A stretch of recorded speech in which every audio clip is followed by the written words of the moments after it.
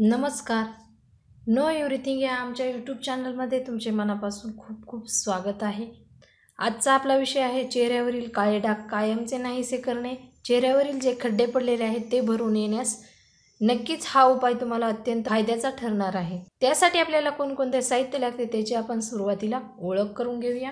या ठिकाणी तुम्ही पाहू शकता ही अर्जुन सालेची पावडर आहे. तुमच्याकडे जर अर्जुन सालच असेल तर तुम्ही त्याची कुटून पावडर बनवू शकता, परंतु मी रेडीमेड अर्जुन साल पावडर उपलब्ध केलेली आहे. आणि दुसरा आपला जो घटक आहे तो म्हणजे मध. या दोन्ही घटकांच्या मदतीने आपल्या चेहऱ्यावरील काळे डाग कायमचे नाहीसे होणार आहेत. आणि जे आपल्या चेहऱ्यावरती मुरूम येतात त्या मुरूम गेल्यानंतर म्हणजे ते मुरूम आपल्या चेहऱ्यावरून हळूहळू काही दिवसांनंतर ते निघून जाते आणि त्याचे आपल्या चेहऱ्यावरती खड्डे पडतात. याच्यामुळे आपला चेहरा विद्रूप दिसत असतो, चेहऱ्याची शोभा जात असते. याच्यासाठी मी तुम्हाला अत्यंत असा साधा सोपा उपाय सांगणार आहे. चला तर मग आता आपण कृतीला सुरुवात करूया. या ठिकाणी मी एक रिकामा बाउल घेतलेला आहे.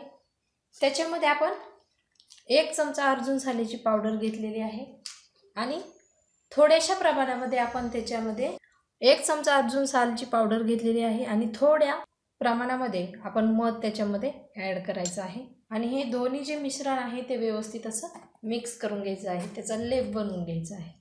अशा प्रकारे आपण हे दोन्ही जे घटक आहेत ते मिक्स करून घेतलेले आहेत आणि त्याचा असा लेप तयार करून घेतलेला आहे. हा जो लेप आहे तो आपल्या चेहऱ्यावरती लावायचा आहे, लावून ठेवायचा आहे. लावल्यानंतर आपण 10 ते 15 मिनिट तो असा सुकूपर्यंत आपल्या चेहऱ्यावरती ठेवायचा आहे आणि नंतर थंड पाण्याने आपला चेहरा धुवायचा आहे. तुम्ही हा उपाय आठवड्यातून 2 ते 3 वेळेस करू शकता. ही जे साल आहे त्याचा साईड इफेक्ट काहीच नाही. हा लेप जो आहे तो आपल्या एकदम चेहऱ्यासाठी अत्यंत असा उपयुक्त असा लेप तयार केलेला आहे. हा लेप आपण आठवड्यातून 2 ते 3 वेळेस लावू शकता. तुम्ही हा उपाय नक्की ट्राय करून पहा. तुम्हाला जर हा व्हिडिओ आवडला असेल लाईक करा, शेअर करा. तसेच नो एव्हरीथिंग हा आमचा यूट्यूब चॅनल सबस्क्राईब करायला मात्र विसरू नका. नवीन विषयासह नवीन व्हिडिओसह लवकरच येत आहे. तोपर्यंत बाय बाय, टेक केअर.